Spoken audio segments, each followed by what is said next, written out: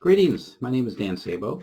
I'm making this video today because I, as millions of other Michigan residents, are very upset about the recent protests in Lansing, where we had a few hundred people come up to the state capitol, many carrying weapons into our state capitol and shouting and screaming and carrying signs that call our Governor Whitmer a Nazi or a witch,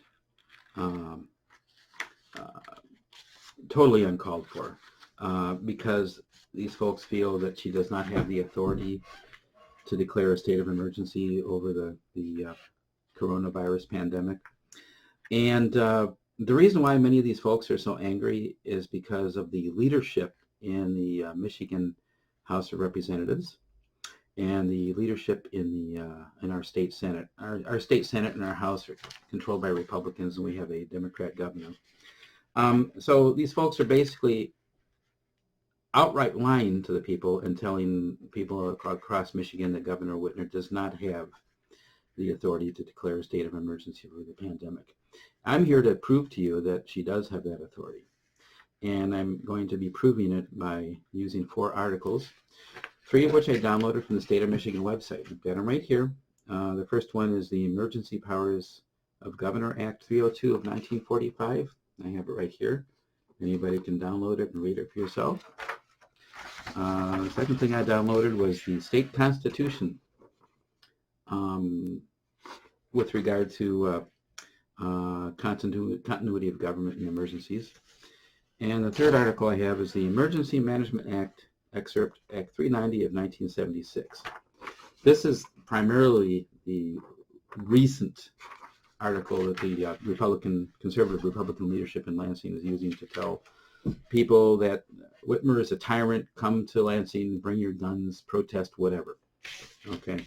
And by the way, the conservatives in Lansing in the House and the Senate, they say that they are denouncing this stuff, but that's baloney. They're fanning the flames, and they're getting people worked up, and that's why the protests are happening. So it's their fault. But anyway, I'm going to go over the reasons why Governor Whitmer does have the authority granted by law. Now, the first item I'll talk about, the Emergency Powers of Governor Act 302 of 1945, right here, and I'm just going to read a very brief section. Section 10.31, Section 1.1, paragraph 1, it states, during times of great public crisis, disaster, rioting, catastrophe, or similar public emergency within the state, or reasonable apprehension of immediate danger of a public emergency of that kind, when public safety is impaired, either upon application of the mayor of the city, sheriff of a county, or the commissioner of the Michigan State Police, or upon his or her own volition, the governor may proclaim a state of emergency and designate the area involved.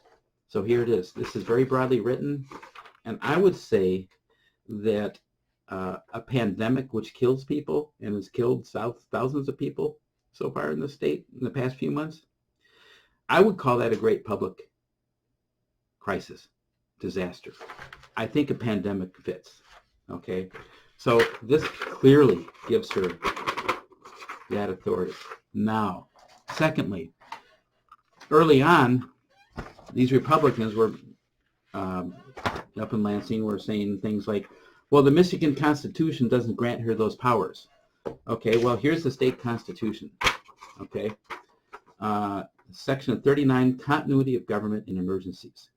And this states, in order to ensure continuity of state and local government and operations, governmental operations in periods of emergency only resulting from disasters occurring in the state caused by enemy attack on the United States.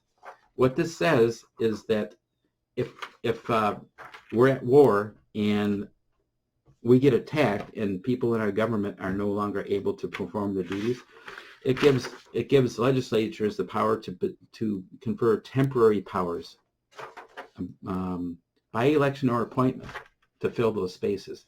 This has nothing to do with the pandemic.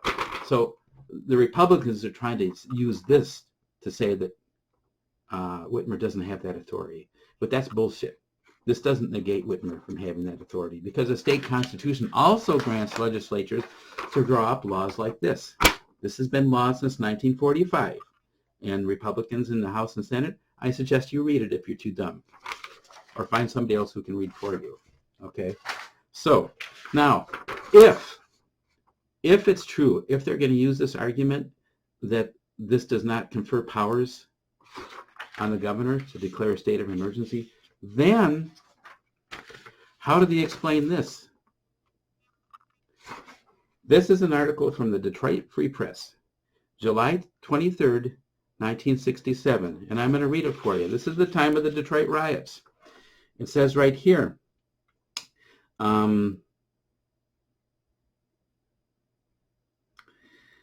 pursuant to the provisions of Act 302 of the Public Acts of 1945 and the further authority vested in me by virtue of the provisions of Article 5, Section 12 of the Michigan Constitution 1963, a state of public emergency exists in the city of Detroit, Highland Park, and Hamtramck. So the state constitution doesn't mention riots. All it says is enemy attack, which is war. Okay?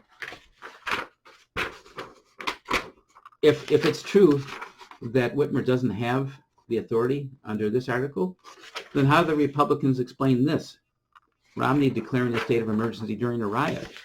This didn't say riots, so they're picking and choosing. It's okay for a Republican governor to declare a state of emergency during the Detroit riots to save property and lives in the city of Detroit, but they're saying it's not okay for Governor Whitmer to declare a state of emergency when thousands of people are dying from a pandemic.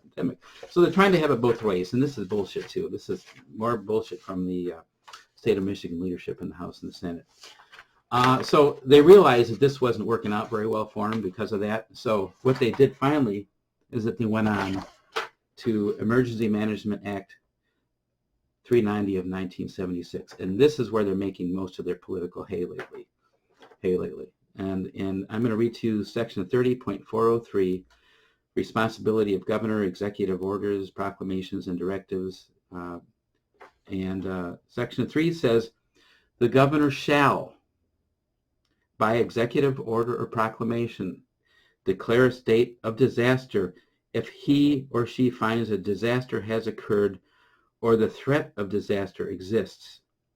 The state of disaster shall continue until the governor finds that the threat of danger has passed, comma,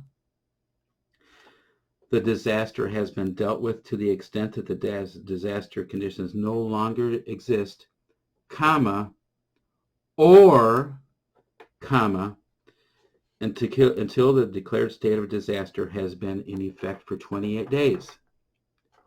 She has three choices.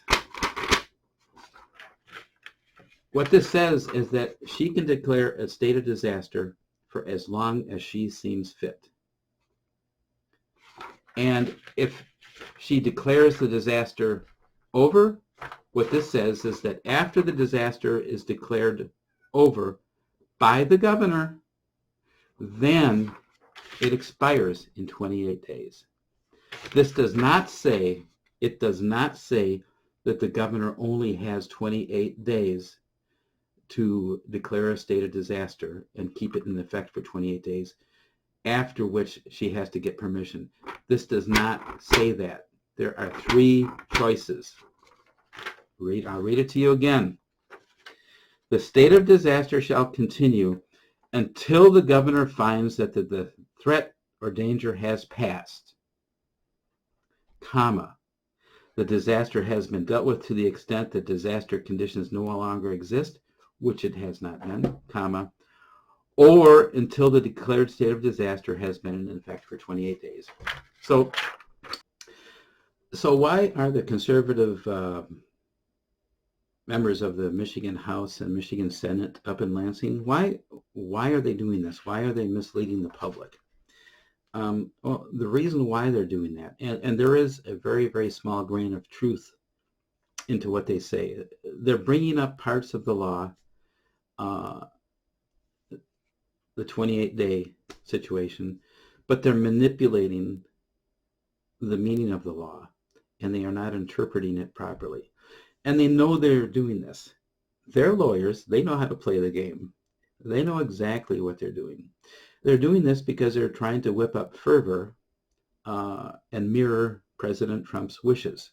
Trump wants people to come out and protest, and they're afraid to criticize Trump's COVID response. And quite frankly, the White House has done an abysmal job in getting testing ramped up, contact tracing, everything, PPE. They're doing that because that's the only political ammunition that they believe they have. You know, if these conservative lawmakers up in Lansing would actually start working with the governor instead of lying to their constituents, lying to the people of Michigan, if they would start trying to find common ground, maybe we could save some more lives. But instead, they're just trying to make political hay out of a pandemic just to please President Trump, and that's wrong. And this needs to stop, which is why, in my opinion, these people need to be thrown out of office at the next available opportunity, the next election. But that's neither here nor there. The thing is, it's really unfortunate that we have conservative lawmakers in Lansing whipping up all of this discontent in the time of a great national and international emergency. And it's really quite reckless of them to do this, because now they've got people thinking that the state of emergency is not necessary and that the governor is a tyrant. Everything that's not true. So all I can say is I think Governor Whitmer, thank you. You are doing a fabulous job. The majority of Michiganders are behind you, and thank God we have you. Keep up the good work.